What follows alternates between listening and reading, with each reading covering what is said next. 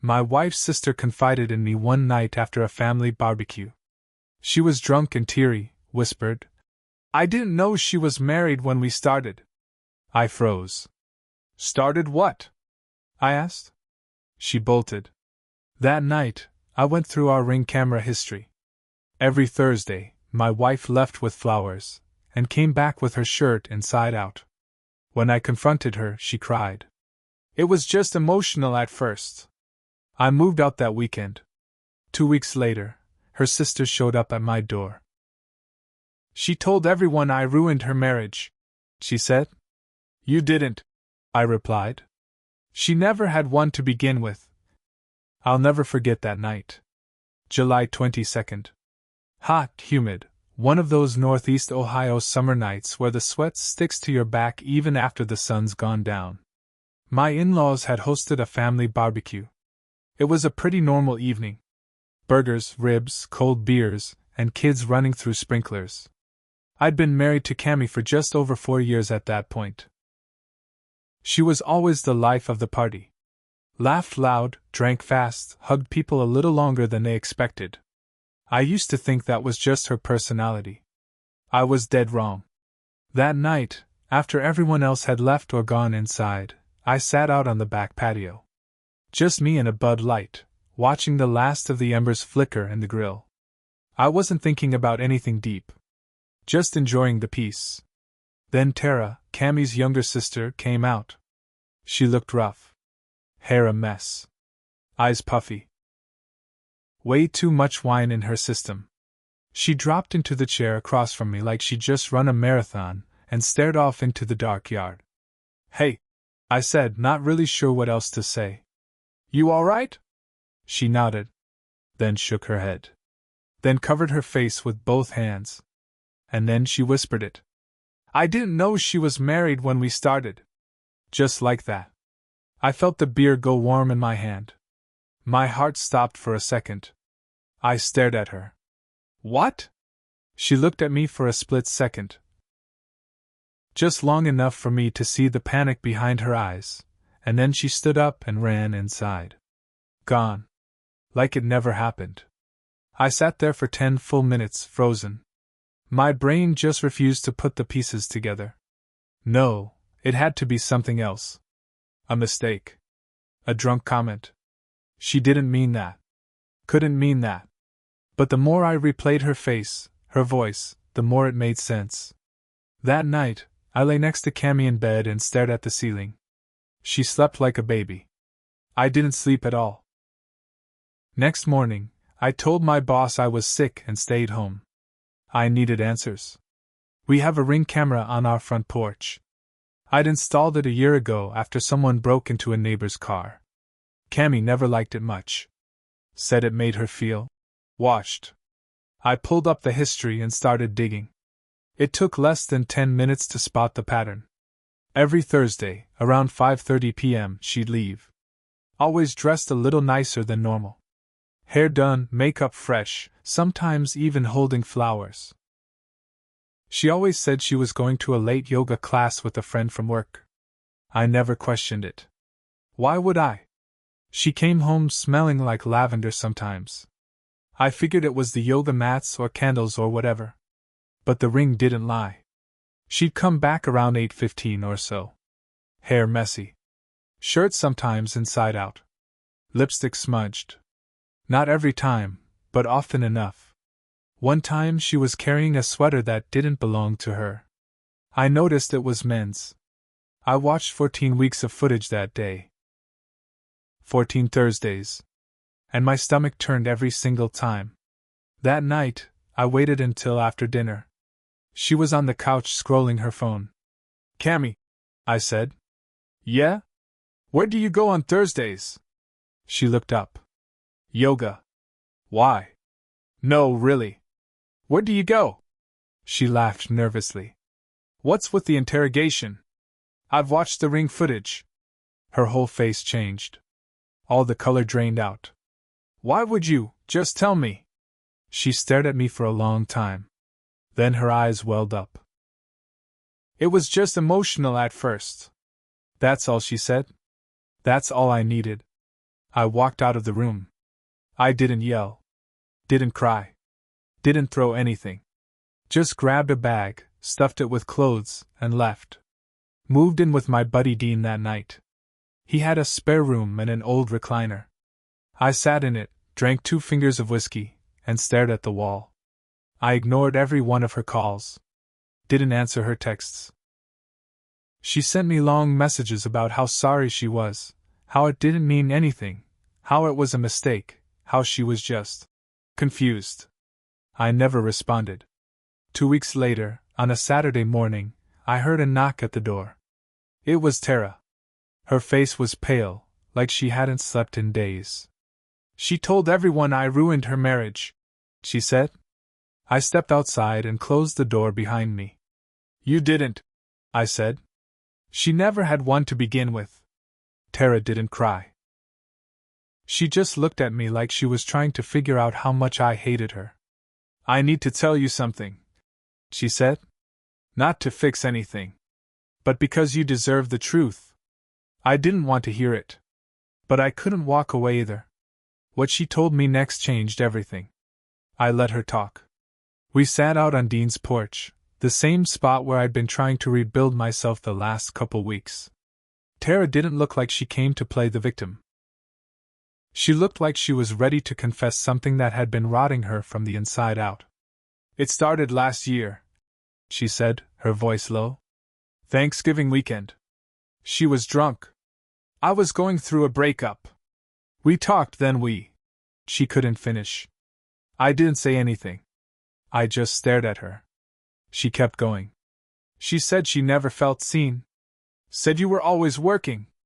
That I understood her better than anyone ever had. And I believed her. I was lonely. She was convincing.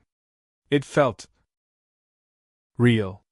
So it wasn't just some mistake. I said, my voice flat. No, she whispered. It was a full-blown affair. Emotional. Physical.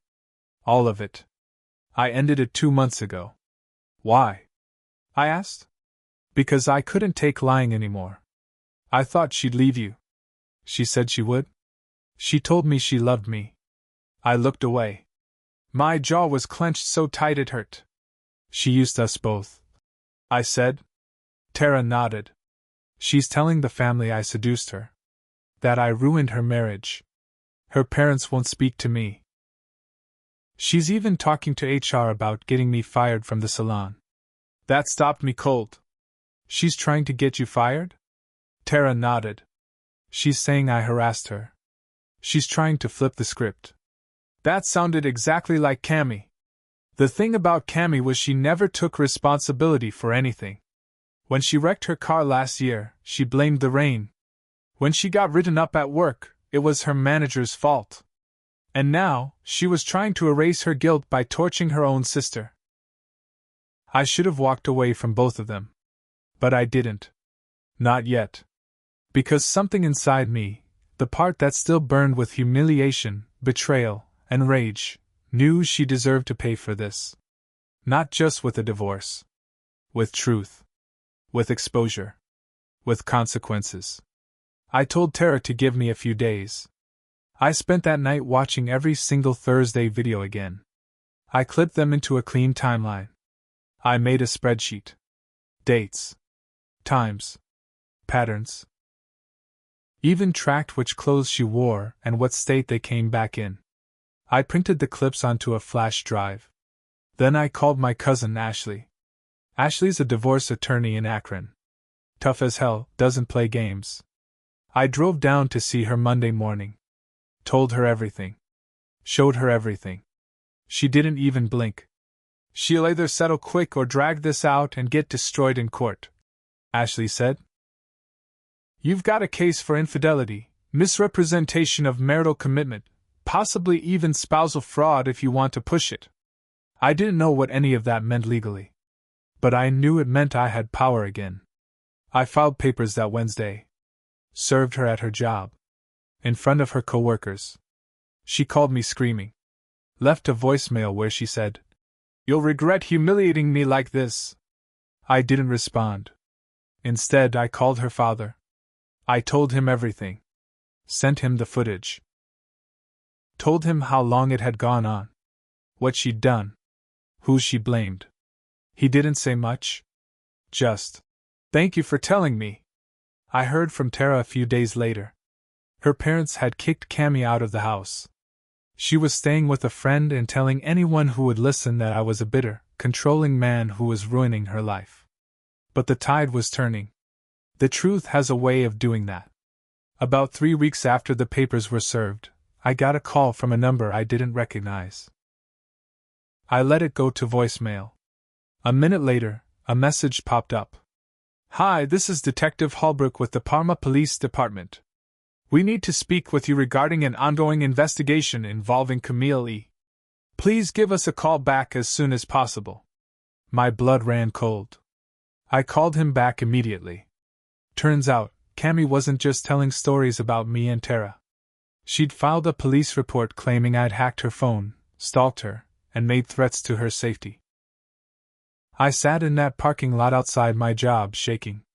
I hadn't spoken to her since the voicemail where she said I'd regret humiliating her. This was her next move?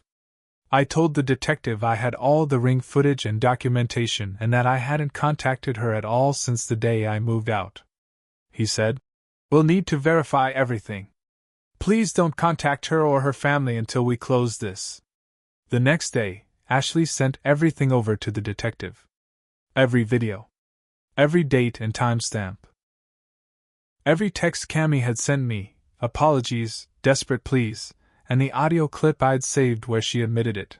Was just emotional at first. The detective called back 2 days later. "Thank you for cooperating. After reviewing the material, we're no longer pursuing anything related to her claims. If anything further comes up, we'll reach out." No apology. No nothing. Just dropped. But that wasn't the end. That night, I got a message on Facebook from a guy named Chase. It read, "Hey. You don't know me, but I think we should talk. I dated Cammy last year for a few months. Didn't realize she was married until it was too late. I just stared at the message for a while. We talked the next day. Turns out Cammy had been seeing him off and on for over 5 months. At the same time she was involved with Tara. Same days. Same flowers. Different lies. He thought they were exclusive. Then one night she told him she wasn't ready for commitment. Then ghosted him. He said he saw one of the posts about her bitter ex-husband ruining her life, and recognized her face. That's when he reached out. I asked if he was willing to write a statement. He said yes. Ashley was thrilled. "You've got a rock-solid pattern of deception here. If she wants to play dirty, we'll bury her," she said. But I wasn't finished. Because after talking to Chase, something clicked. I remembered a weird charge on our shared credit card months ago. A hotel charge from a Thursday night. She said it was a billing error. I believed her. I called the hotel. They confirmed her name and the date. They also told me the name of the second guest, Tara. She'd booked a room there too separately. Different floor. Same night. Cammy had both of them there, on the same night. I felt sick. But it gave me a clear picture. She wasn't just cheating.